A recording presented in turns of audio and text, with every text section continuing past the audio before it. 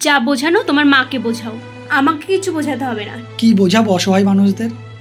ও, তোমার বাবা মা অসহায়, এই ভুল ধারণাটা তোমার মাথা থেকে সরাও। তিতো হলেও এটাই সত্যি।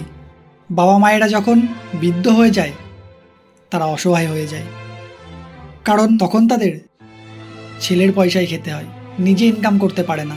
তাদের মধ্যে তখন এই ভয়টা কাজ করে, যদি উল্টোপাল্টা কিছু বলে ফেলি বা তাদের কোনো ব্যবহার যদি ছেলের খারাপ লেগে যায়, তাদেরকে বৃদ্ধাশ্রমে রেখে আসতে পারে। রাস্তায় দেখো না কত অসহায় বৃদ্ধ মানুষ ঘুরে বেড়ায়। তারা কাজ করছে কোন কারণে? তাদের হয়তো বাড়ি থেকে বের করে দেওয়া হয়েছে বা বাধ্য করা হয়েছে কাজ করার জন্য। যখন আমরা নতুন বিয়ে করেছিলাম তখন আমার বাবা মা শক্ত সামর্থ্য ছিল, তখন কিন্তু আমি তাদেরকে বুঝিয়েছি। আশা করি তুমি আমার কথাটা বুঝতে পেরেছো, তাদেরকে আমি কেন অসহায় বললাম। কারণ তারা কিন্তু এখন আমাদের উপরেই ডিপেন্ডেন্ট, আর আমরা তাদের বোঝাবো।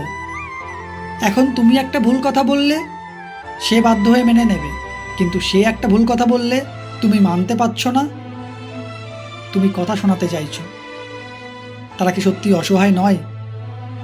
যাই হোক, তোমায় বুঝিয়ে বললাম তারা কেন অসহায়। ছোটবেলায় ছেলে মেয়ে অসহায় থাকে, বাবা মায়ের উপর ভরসা করে তাদের চলতে হয়। ঠিক তেমনভাবে শেষ জীবনে তারাও অসহায় হয়ে পড়ে।